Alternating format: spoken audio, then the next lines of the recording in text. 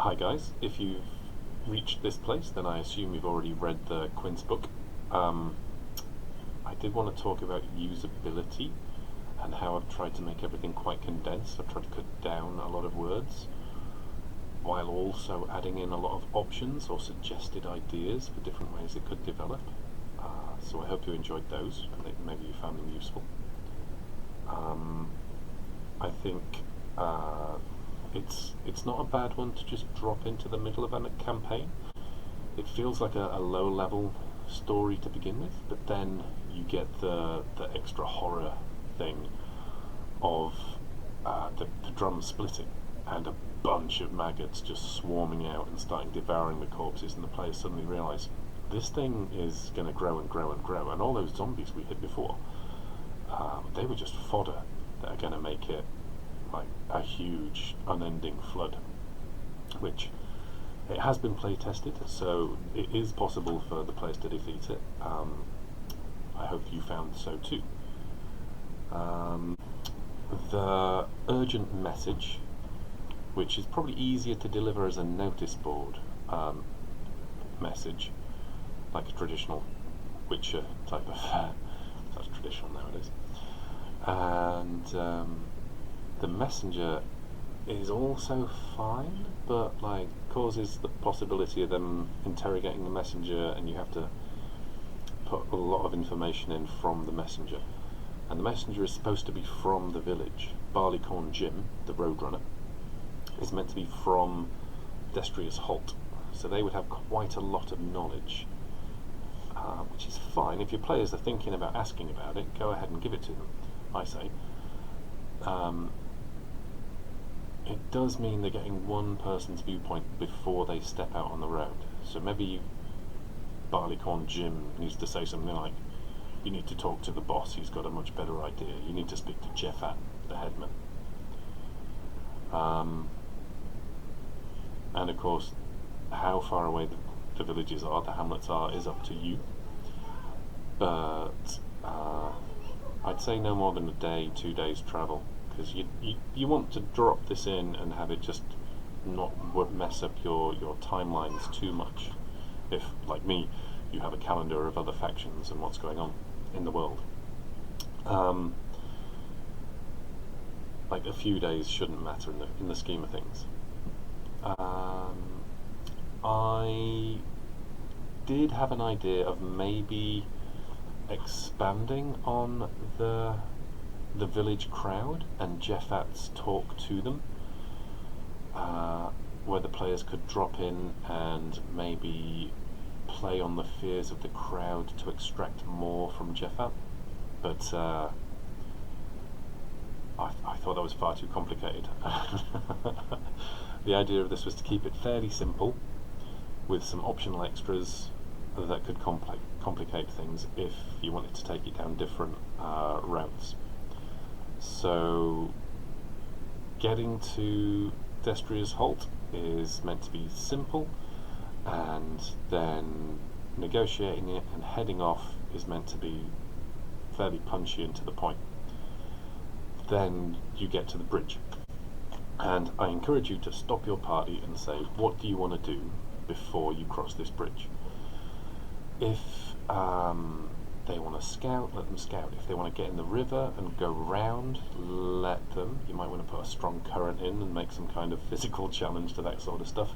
If they want to cross the river somewhere other than the bridge, maybe there's a couple of zombies in the water that might have been pecked apart by fish or something. Play around with it. It's yours now. Let me know what you do. I'd love to find out. Let me know what your players do. I think the sturges are a really good start. They're kind of not used after they fly up, but you could put more in the roofs. More could pop out from different buildings, particularly the warehouse, I think. Seems like a place that sturges might live if they've moved into the area.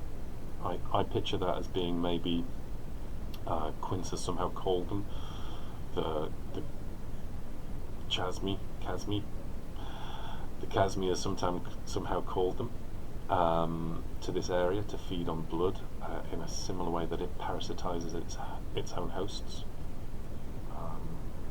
So the imp is hiding up on the chimneys, and if they don't roll a good perception check, you should let them see something anyway, as if they had beaten the perception check, and then the imp's still hidden, and they're not going to go, well actually I want to roll again, no I want to roll, no I want to roll, and they can just proceed naturally instead of maybe doing a bit of metagaming. That's just a thing that I like to try and do, give them something no matter what they get.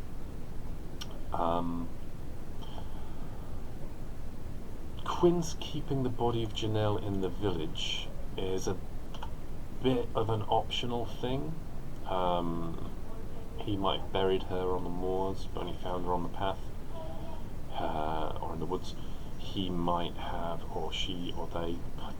I keep trying to remove all pronouns, but it's such a hard habit to break. I keep working on it. So Quince may have buried them somewhere else, or the players might find a way of raising the dead and bringing Janelle back to life, in which case maybe she's horrified. But in either case, if they start working for Quince, if they raise Janelle and Quince is partially brought back to the light, the Casmi has started infesting Quince. Its maggots are eating him from the inside out already. So eventually, a Casmi will hatch from Quince within the month, they say. And probably he'll die first through hideously painful whatnot. Not to be too grim or anything. But yeah, he's played the drum enough, he's killed enough that their soul is horribly tainted, and there's really no saving that guy. He's already deeply infected. Maybe like a greater restoration thing might work, but it's up to you. Like I say, it's yours now. It is a snare drum, and a snare for the soul. As they go. Right, so Quince, yeah, I'm really conflicted. Possibly started out as a good character, became neutral through their love being destroyed, and then evil took hold. So quite the emotional journey. And how sympathetic you want to make that character, how charismatic you want to make them,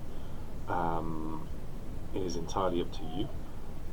I do like a bit of moral ambiguity in my campaigns, even in my one-shots. So I think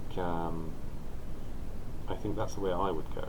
But again, your choice. You choose the level of moral ambiguity you want. And the chapter when it said, okay, so burn it down is a bit optional. I just had it in my campaign because I am a bit of a pyromaniac, I suppose. I do like to have the big dramatic explosions, the fireballs coming out, and yeah, totally optional. But I feel like he was a fire mage to begin with, or they were a fire mage to begin with, and that's when they're down to half health, their inner self comes out, their old self is remembering, and it just bursts out. So the final form thing is a reference to the fact that the Casmi will pupate. All the maggoty monsters will putate and form a big Casmi, half demon, half fly, half human thing. And yeah, when Quince says, "But I was promised eternity," it was not a lie. He will get eternity, just suffering and anguish as a plaything of the demons. So, devils. Okay. So, with the loot, I was a bit mean with the loot. I was probably a bit mean with the quest reward, but if it's meant to be the level 3, then you can't ramp it up too much. And maybe that'll be fine for them. I did put a little note in there about Thrush's winking as it spears the last maggot, but that's not really thought out or fleshed out in any way, use it or not. It's up to you. You might have kind of a druid who has a god with a different animal, and you might want to put that god in there to assist with the final spike of the maggot. Yeah. Alright, cool. I hope you enjoyed it. I hope you liked the different options, and I'd love to know how you did. Alright, thanks guys.